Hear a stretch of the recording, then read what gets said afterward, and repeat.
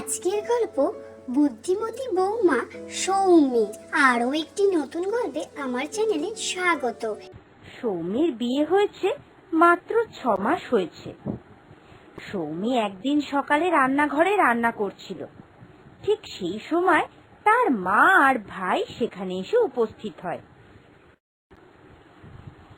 কিরে সৌমি, কোথায় গেলি রে? কিরে, আছিস নাকি তুই বাড়িতে? মা, ভাই, তোরা সকাল সকাল আমি বড্ড খুশি হলাম রে। তা তোমরা একবার আসবে, একবার তো খবর দিতে পারতে। আর বলিস না রে দিদি, মা তো রাজি হচ্ছিল না। আসলে মায়ের কাল রাত থেকে তোর জন্য খুব মন কেমন করছিল, আর সাত সকালবেলা দেখি একা একা কাঁদতে বসে গেছে। আমি যখন বললাম চলো দিদির বাড়ি যাই, ব্যাস কিছুতেই আসবে না। আমি তো এক প্রকার জোর করেই নিয়ে এলাম মাকে। না না রে, খুব ভালো করেছিস তোরা। আয় আয় বস, একটু শরবত দিই তোদেরকে। এতটা রাস্তা গরমে কষ্ট করে এলি, বস বস। ও বিয়ান, আপনারা যে সকাল সকাল কিন্তু আপনাদেরকে দেখে খুব অবাক হলাম। আপনারা যে আসবেন আগে থাকতে বলে দিতে পারতেন তো ফোন করে, তাহলে আমি আমার বাবুকে গাড়ি নিয়ে পাঠাতাম, আপনাদের আসতে কোনো অসুবিধা হতো না। আরে না না মাসিমা, আপনি কোনো চিন্তা করবেন না। মাকে তো আমিই নিয়ে এলাম, মায়ের আসতে সেরম কোনো অসুবিধা হয়নি। তা এতদিন পর এসেছেন যখন, কিছুদিন থাকবেন তো আমাদের বাড়িতে? হ্যাঁ, থাকবো না মানে? আমার মেয়ে আপনাদের বাড়িতে রয়েছে। নিজের একমাত্র অমূল্য সম্পদকে আমি আপনাদের হাতে তুলে দিয়েছি। মেয়েটার জন্য বড্ড যে মন কেমন করছিল, তাই এবার যখন এসেছি ভেবেছি কিছুদিন মেয়ের বাড়িতে কাটিয়েই যাব। আচ্ছা আচ্ছা, বেশ বেশ। আপনার মেয়ের বাড়ি মানেই তো আপনার বাড়ি, আর আপনারা কি আমার পর নাকি? যতদিন ইচ্ছা ততদিন আপনারা এখানে থাকতে পারেন। এরপর সন্ধেবেলা সৌমির শাশুড়ি বসে বসে সিরিয়াল দেখছিল। ঠিক সেই সময়, দিদি আপনি এখন এই সিরিয়াল দেখছেন? আসলে আমি সন্ধে 7টার সময় একটু খবর দেখি। এখন সারা দিনের তাজা তাজা খবর টিভিতে বলে, একটু টিভি চ্যানেলটা বদলান না। খবর তো আমরাও দেখি, আসলে ছেলে তো রাত্রির বেলা কাজ করে বাড়ি ফেরে, তাই আমরা সবাই মিলে রাত্রি 10টার সময় খবর দেখি। এখন দেখা আর তখন দেখার মধ্যে কোনো পার্থক্য নেই, আপনি বরং তখনও দেখবেন। আসলে এই সিরিয়ালটার আমার খুব নেশা, এটা না দেখে আমার কেমন একটা হয়। আপনি আজকে বসে দেখুন, দেখবেন আপনারও ভালো লেগে যাবে। এটা কেমন কথা বিয়ান? আমি আপনার বাড়িতে এসেছি, আমি আপনার বাড়ির অতিথি, আমার দেখাশোনা করা তো আপনার কাজ। না না, অতিথিরা যেটা বলবে সেটাই হবে। আপনি খবরের চ্যানেলটা পাল্টান।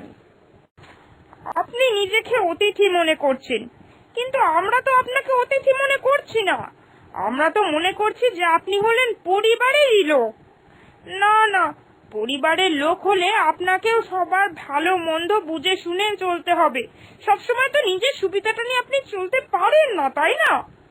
আমি এখন সিরিয়াল দেখব, রাত্রির বেলা আপনি খবর দেখবেন। দুজনের মধ্যে এই বচসা শুনে সৌমি সেখানে চলে আসে, আর আসার পথে সেই ঝগড়ার কারণও বুঝতে পারে।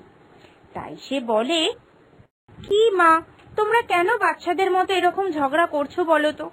তোমরা দুজনেই তো আমার মা। শোনো, কেউ কারোর সঙ্গে কিন্তু একদম ঝগড়া করবে না। এখন কি স্কুলের বাচ্চাদের মতো তোমাদেরকে সামলাতে হবে নাকি? দুজনে ভাব ভালোবাসা করে একসঙ্গে থাকো, আর একটু বনিবনা করে চলো, বুঝলে? মা, মা তো ঠিকই বলেছে। তুমি এখন সিরিয়ালটা দেখে নাও, রাত্রির বেলা খবর দেবে।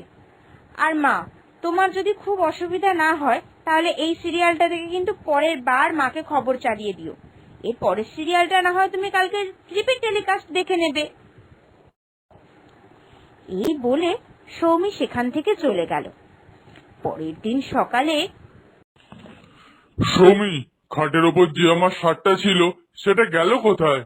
ভাবলাম আজকে চকলেট কালারের শার্টটা পরে অফিসে যাব, তা নয়, দেখো এখন মেরে কালারের শার্টটা পরে অফিসে যেতে হচ্ছে। ধুর, শার্টটা গেল কোথায়? জামাই বাবু, আমি পরেছি আপনার শার্টটা। আসলে কলেজে আজকে একটা অনুষ্ঠান আছে তো, তাই জন্য এই শার্টটা পরেছি। এই শার্টটা পরে আমাকে কেমন হ্যান্ডসাম লাগছে বলুন? এটা কেমন কথা সুরেশ? লোকের জিনিসে কি এরম না বলে হাত দিয়ে দেওয়া উচিত? তুমি আমায় তো একবার বলতে পারতে, আমি খুশি মনে তোমাকে শার্টটা দিয়ে দিতাম। এটা কিন্তু মোটেই ঠিক স্বভাব নয়। হ্যাঁ রে ভাই, তুই তো তোর জামাইবাবুকে একবার জিজ্ঞাসা করতে পারতিস। ও বেচারা খুঁজে খুঁজে হয়রান হয়ে যাচ্ছে। কি দিদি, কালকেই তো আমি ড্রয়িং রুমে শুনলাম তোর শাশুড়ি মা বলছেন আমরা কোনো অতিথি না, আমরা পরিবারেরই লোক। আর পরিবারের লোক হলে একে অপরের জিনিস তো ব্যবহার করতেই পারে। আর সেই জন্যই আমি। না রে, তাও এখানে তোর ভুলই হয়েছে। তোর একবার তো জিজ্ঞাসা করা উচিত ছিল। শুনুন, আমি ডাল চাপিয়ে এসছি, দেরি হয়ে যাচ্ছে। তুমি যখন একটা শার্ট পরেই ফেলেছো, কি আর করবে? ভাই তো ওটা পরে নিয়েছে, তুমি বরং আজকে এই শার্টটা পরেই অফিসে যাও। এইভাবেই আরো বেশ কিছুদিন কেটে গেল। তারপর সৌমি, আজ কিন্তু তোমার ভাই সমস্ত সীমা পার করে দিয়েছে।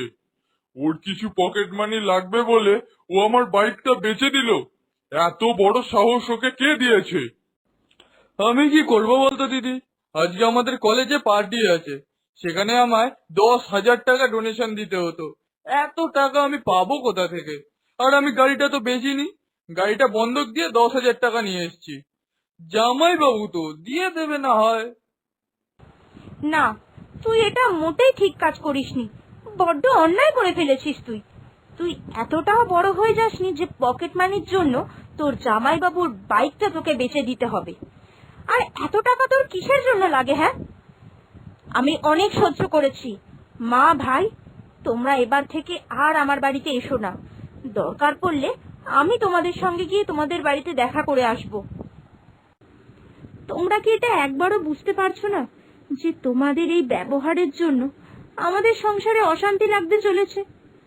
আমি এতদিন অনেক চেষ্টা করেছি দুদিককে সামাল দেওয়ার, কিন্তু না, আমার পক্ষে আর সম্ভব নয়। নিজের সংসারকে বাঁচাতে আমাকে যে একটু কঠোর হতেই হবে। মা, আমাকে তোমরা ক্ষমা করো, আমাকে ভুল বুঝো না। এরপর সৌমির বাপের বাড়ির লোকজন সেখান থেকে চলে গেল, আর তারা কোনো দিন এই বাড়িতে আসেনি। আর এই বাড়িতে না আসার দরুন সৌমির শ্বশুর বাড়িতেও আর কোনো অশান্তি রইল না। তবে সৌমির যখনই মন খারাপ হতো, সে তার বাপের বাড়িতে গিয়ে তার মা আর ভাইয়ের সঙ্গে দেখা করে আসতো, আর মেয়ে হিসাবে যথেষ্ট দায়িত্ব পালনও করত। এইরকমই নতুন নতুন মজাদার শিক্ষণীয় গল্প পেতে আমার চ্যানেলটি সাবস্ক্রাইব করে পাশে থাকবেন। ধন্যবাদ।